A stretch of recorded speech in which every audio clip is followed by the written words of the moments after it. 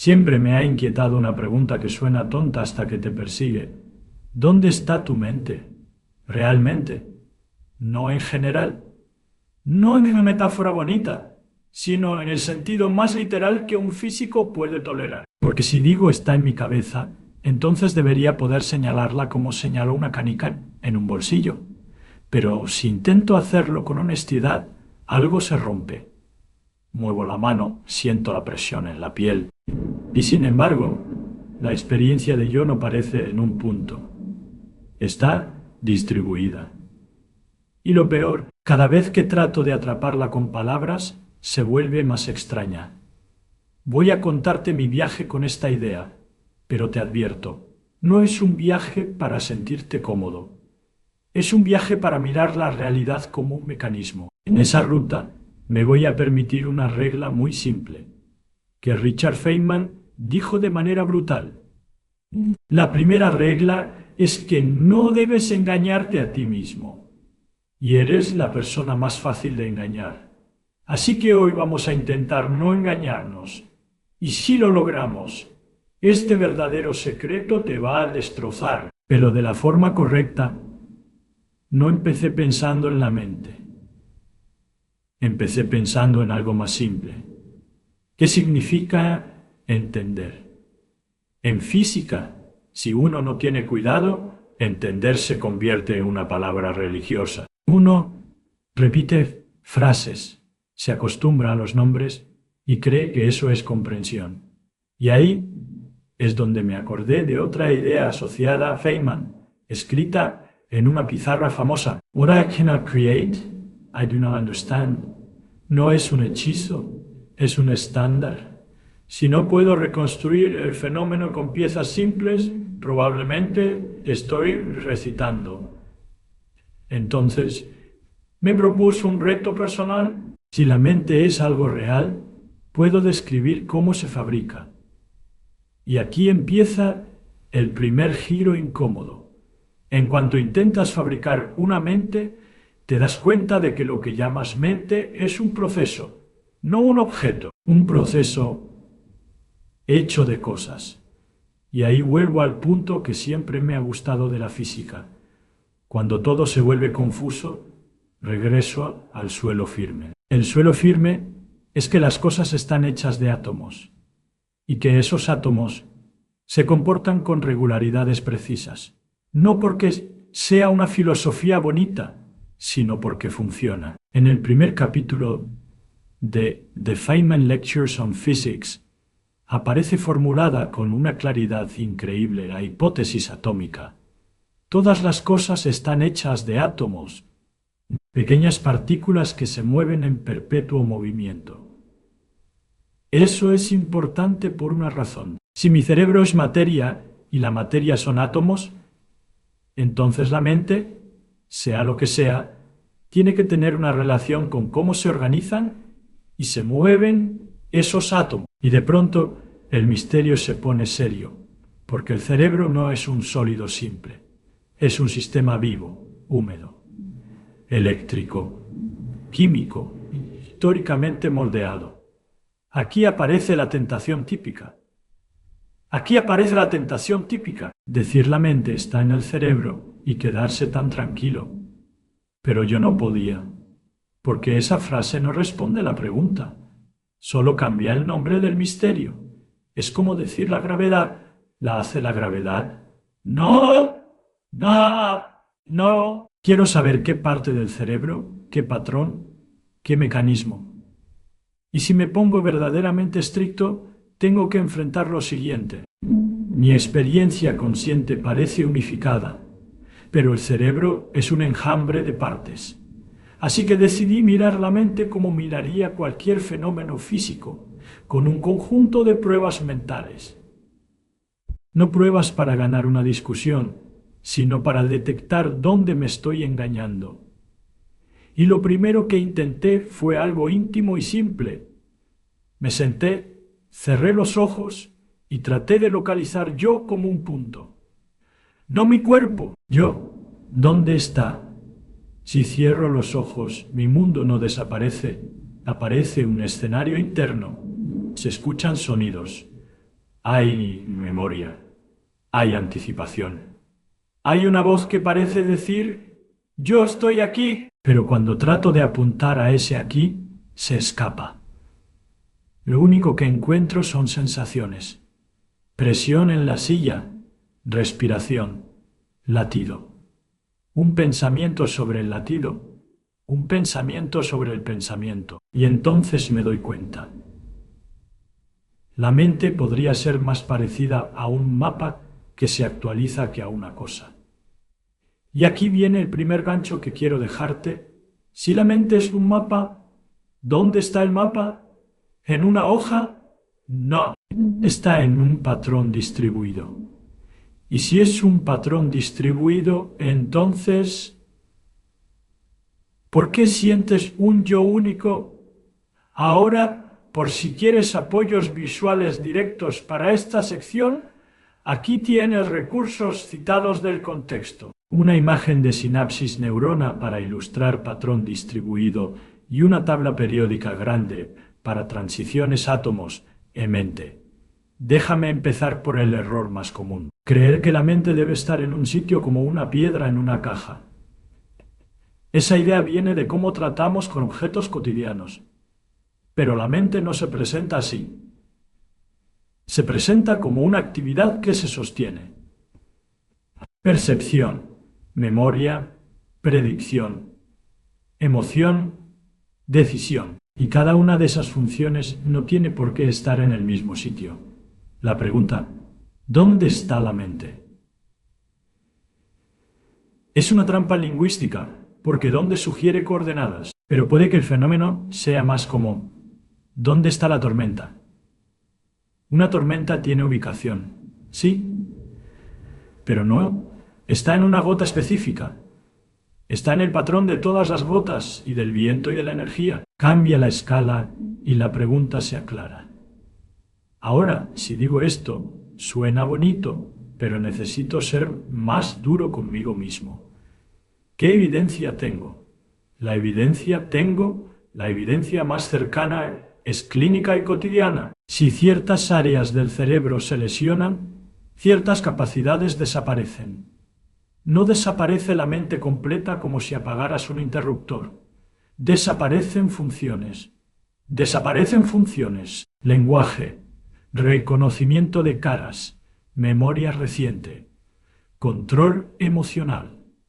Esto sugiere que lo que llamo mi mente es una coalición de subprocesos. Aquí viene una escena que recuerdo con nitidez. Yo frente a una pizarra imaginaria, intentando dibujar un yo.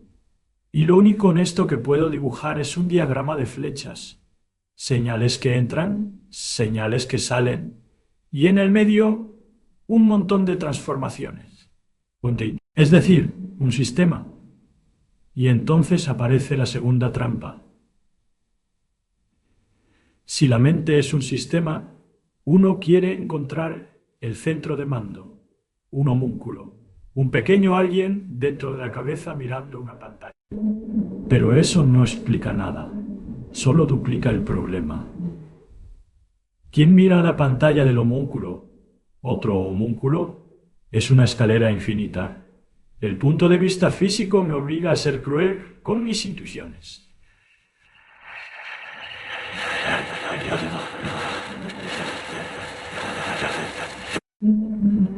No hay un pequeño yo dentro.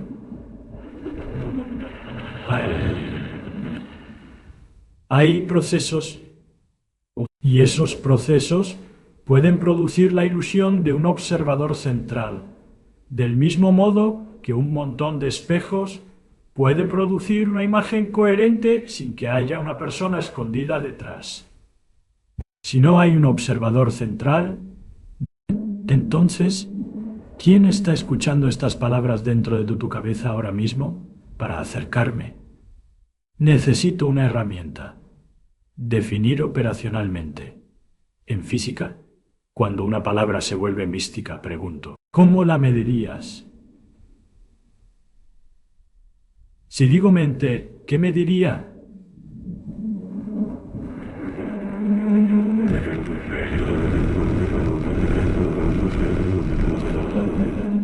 patrones neuronales de aprendizaje. Eso no captura la experiencia, dirás, correcto. Pero lo curioso es que cuando un fenómeno no es medible directamente, muchas veces se vuelve accesible por sus correlatos. Nadie ve un campo eléctrico, pero puede medir fuerzas y predecir circuitos. Entonces me pregunto, ¿y si la mente es como un campo? No en sentido literal electromagnético, sino como una descripción de estado. Un conjunto de variables distribuidas que, juntas, producen predicción y control. Esto no resuelve la sensación íntima de yo, solo la encuadra. Pero en el encuadre aparece un detalle que, para mí, fue el primer golpe real. La mente parece estar donde está tu modelo del mundo. Y tu modelo del mundo no está en un punto. Está en múltiples mapas parciales que el cerebro integra. Aquí entra una palabra peligrosa: información. Peligrosa porque la gente la usa como magia. Pero si la tratas con disciplina, se vuelve una herramienta. Yo sospecho que una buena parte de lo que llamamos mente es información que se actualiza, estados internos que representan algo sobre el mundo y sobre el propio cuerpo. Y esa información no flota, está encarnada en un sustrato físico, conexiones, químicos, impulsos, de nuevo lo atómico. Y aquí me ayuda a recordar por qué en física insistimos en los fundamentos. Todo está hecho de átomos, no como consuelo, sino como recordatorio de que no hay sustancias especiales para lo mental. Sin embargo, cuando digo información, te puede pasar lo que me pasó a mí. Sentir que lo humano se vuelve frío. Como si reducirlo a información le quitara dignidad. Esa reacción emocional es importante porque revela otra trampa. Confundir explicación con desvalorización. Que algo tenga mecanismo no lo hace menos real. Lo hace más entendible. Entonces intenté un experimento mental. Imagino que tengo un libro que describe, con precisión brutal, el estado de cada neurona de tu cerebro en este instante. ¿Qué está haciendo? ¿Qué conexiones están activas? ¿Qué neurotransmisores predominan? Si yo tuviera ese libro y pudiera reproducirlo en un soporte físico equivalente, ¿aparecería tu experiencia? La pregunta es insoportablemente extraña, pero es útil, porque obliga a separar dos cosas: mi materia y mi patrón. La materia cambia. Comes, respiras, excretas, te renuevas. El patrón se mantiene lo suficiente como para que digas, soy yo. Eso ya es una pista fuerte. No eres el mismo conjunto de átomos, eres una continuidad de organización. Aquí quiero un corte brusco. Mira tu mano, sientes que es tu mano, pero la sensación de pertenencia no está en la mano, está en un modelo interno que integra señales. Si anestesias esos nervios, la mano se vuelve un objeto ajeno. Y entonces aparece algo aterrador. El yo es una construcción activa. ¿Construcción significa mentira? No. Significa proceso, como un arco iris. No puedes guardarlo en una caja, pero es real. Es real como patrón. Y entonces aparece un secreto que no se siente filosófico, sino físico. La mente está donde están las relaciones causales que producen la experiencia y el control. En otras palabras, está distribuida en la maquinaria que hace que, al escuchar una palabra, se active un recuerdo, se active una emoción, se active una intención. Ahora, ¿por qué esto te destrozará? Porque si lo tomas en serio, te obliga a aceptar que no hay un núcleo sólido e inmutable dentro. Hay estabilidad dinámica. Eres un remolino que se mantiene en un río. Si eres un remolino, ¿qué pasa si el río cambia lentamente? ¿En qué momento dejas de ser tú? Aquí es donde quiero traer una escena histórica, no para presumir nombres, sino porque ilustra el punto. En círculos de físicos, Einstein, Bohr, todos esos gigantes, había una obsesión por el significado operacional. No aceptaban palabras vagas, querían procedimientos, y eso es lo que intento hacer con mente. Así que hago una definición de trabajo. Mente es el conjunto de procesos que integran información sensorial, memoria y predicción para guiar acción, y que además producen reportes internos de experiencia. Esta definición no es perfecta, pero ya tiene algo que la palabra alma no tiene. Ahora viene el golpe más contraintuitivo de todos, y es muy fácil comprobarlo, o más precisamente,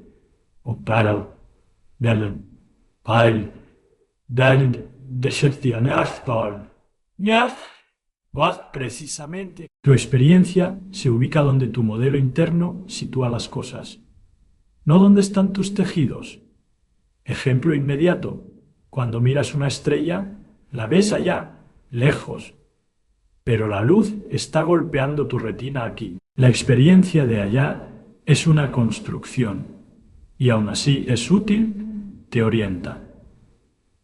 La mente, entonces, se parece a un sistema que proyecta un mundo externo usando datos internos. Tú vives en esa proyección, no como engaño, sino como interfaz. Y esto tiene una consecuencia emocional rara. Si vives en una proyección, ¿qué significa real? Significa que hay una estructura estable en el mundo que tus modelos capturan lo suficiente como para predecir. La realidad es aquello que no puedes negociar con tu deseo. Aquí hago un pattern interrupt. Aquí hago un pattern interrupt. Imagina que te despiertas en una habitación oscura, sin visión, sin sonido, sin tacto. Aún así, algo seguiría ocurriendo. Pensamientos, imágenes, memoria. Eso sugiere que la mente puede operar en gran medida sin el mundo externo, pero no sin su propio soporte. Es decir, no es el mundo lo que es indispensable, sino la dinámica interna. Y entonces, de nuevo, la pregunta ¿dónde está tu mente? Se transforma en ¿dónde están los procesos que sostienen ese mundo interno? Eso sí, apunta al cerebro, pero no a un punto, a un sistema. Quiero hacer esto más concreto con una analogía que me gusta porque es mecánica. Un termostato simple tiene información sobre temperatura, pero nadie dice que tiene mente. ¿Qué falta? Falta complejidad, integración, memoria, automodelo. No es una línea clara, es un gradiente. Y eso incomoda porque queremos fronteras nítidas. Aquí empieza la mente, pero la naturaleza no siempre respeta nuestras categorías. Hawk de retención. Si la mente es un gradiente, ¿podría haber mentes parciales dentro de ti compitiendo por control? Eso suena dramático, pero en lo cotidiano lo ves. Haces una dieta y luego comes algo que no querías. Una parte decide, otra parte ejecuta. No es que haya dos almas. Hay sistemas con distintos objetivos y distintas escalas de tiempo. El cerebro no es un parlamento ordenado, es una federación de módulos. Ahora quiero traer una idea que aparece indirectamente en la forma de pensar de Feynman sobre ciencias. La física es fundamental, sí, pero los fenómenos complejos requieren nuevos lenguajes. En The Relation of Physics to Other Sciences se discute cómo la física influye y aún así emergen niveles de descripción. Ese es el equilibrio. No necesito negar lo fundamental para aceptar lo emergente. La mente puede ser emergente y real, sin ser una sustancia aparte. Entonces, ¿qué secreto queda? Queda que el yo es un modelo que el sistema construye para coordinarse. Un modelo útil, y un modelo puede sentirse como una esencia porque está presente en todas las decisiones, pero sigue siendo un modelo. Y aquí viene la frase que me muerde por dentro. Si el yo es un modelo, puedo equivocarme sobre mí mismo con facilidad. Y eso encaja perfectamente con la advertencia de no autoengañarme.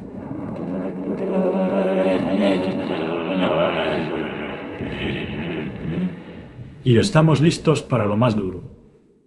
Y lo más duro no es técnico, es emocional. Lo que yo quería al principio era un lugar. Quería decir, mi mente está aquí. Porque eso se siente seguro. Pero cada vez que lo intento con honestidad, el mundo me muestra que esa seguridad es un atajo.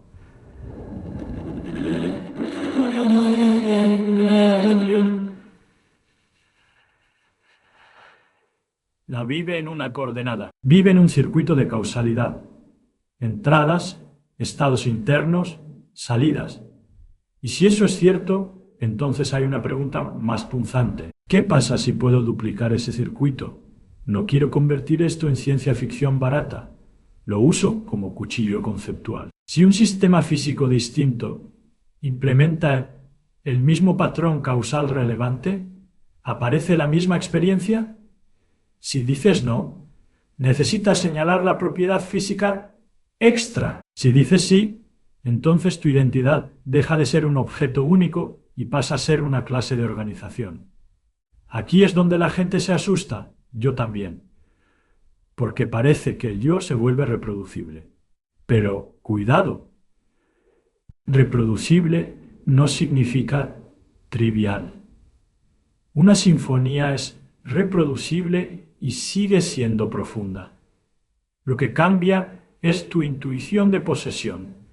En este punto me agarro de un método simple. En este punto me agarro de un método simple. Si siento vértigo, vuelvo a lo que sé con certeza. Sé que mi cuerpo es materia atómica. Sé que mis procesos son físicos. Sé que si ciertas partes fallan, ciertas experiencias cambian. Eso es el ancla. Ahora, ¿dónde está el límite? El límite aparece cuando intentas separar mente de cuerpo como si fueran dos sustancias. No. La mente es una forma de organización corporal. Sin cuerpo no hay proceso. Sin proceso no hay experiencia. Y aquí está el verdadero secreto. Y lo digo como alguien que no quiere vender misterio, sino desmontarlo. El secreto es que lo que más sientes como tú no es una cosa.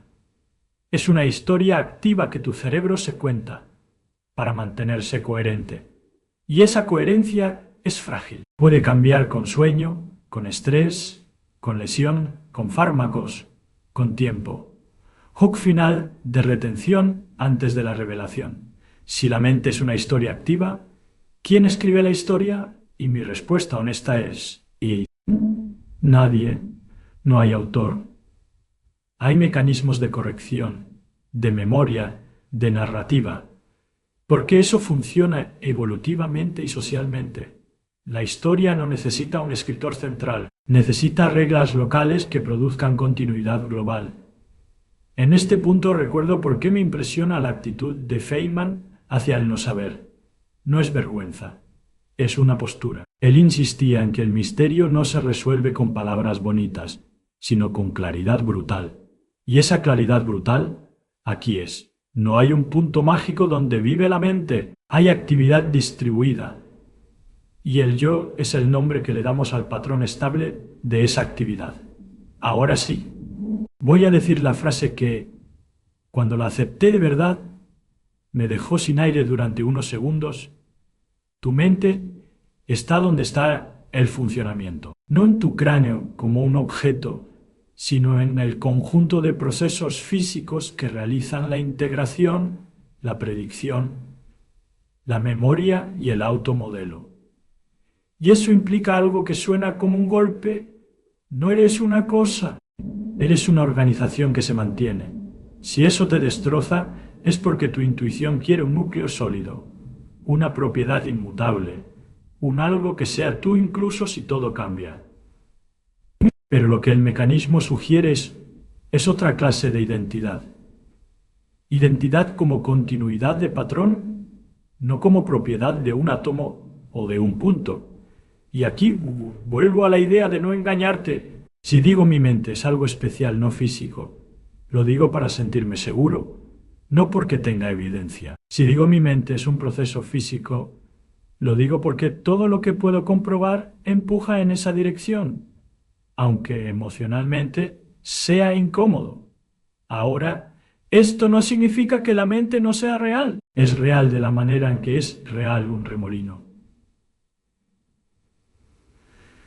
Puedes describirlo, puedes predecirlo, puedes intervenirlo, pero no puedes encontrar el remolino en una molécula específica. Y aquí aparece el impacto final. Si aceptas esto, cambia cómo te miras a ti mismo y cómo miras a los demás. Porque si la mente es organización, entonces el valor humano no está en una sustancia mágica, sino en la complejidad, la fragilidad, la capacidad de aprender, de sentir, de crear modelos del mundo. En cierto modo, esta visión es más respetuosa.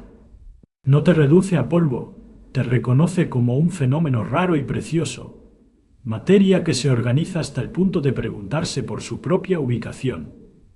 Me gustaría decirte, y entonces todo queda claro. No, quedan misterios enormes.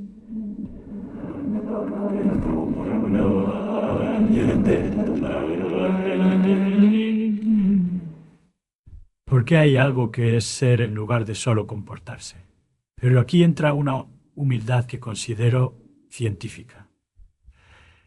Que haya preguntas abiertas no justifica inventar respuestas cómodas. Aquí resuena el estándar. Si no puedo crear, no entiendo. Aún no podemos crear una mente humana desde cero.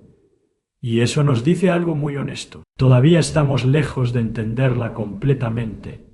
Quiero terminar sin cinismo, porque la lectura cínica sería, si soy un patrón, entonces nada importa. Esa conclusión es otra forma de autoengaño. Que seas un patrón significa que eres, literalmente, un proceso que puede amar, puede dudar, puede aprender, puede construir belleza, puede corregirse. Y que ese proceso sea físico no lo hace menos milagroso en el sentido poético. Lo hace más extraordinario en el sentido real, porque ocurre sin magia añadida. De hecho, esta visión me da una forma distinta de intimidad con el mundo. No estoy separado de la materia. Soy una forma en la que la materia se organiza para tener experiencia. Y eso significa que, cuando miro a otra persona, no estoy viendo un cuerpo que contiene un fantasma. Estoy viendo otro sistema físico que sostiene un mundo interno, tan vasto e intransferible como el mío. Si me preguntas de nuevo, ¿dónde está tu mente realmente? Ahora mi respuesta no es un punto. Ahora mi respuesta no es un punto, es una relación. Está en el funcionamiento de un sistema que integra el mundo, el cuerpo y la historia, y que se modela a sí mismo mientras vive. Y si te queda una última incomodidad, la más importante, me alegra. Esa incomodidad es la señal de que estás mirando sin anestesia conceptual. Solo te pido una cosa, conserva esa incomodidad como una herramienta, no como una herida. Es la incomodidad de dejar de repetir palabras y empezar a preguntar procedimientos. ¿Dónde está tu mente? ¿En el único lugar donde la física permite que exista algo así? ¿En el patrón de causas que, ahora mismo, está haciendo que escuches esto y que te preguntes quién eres?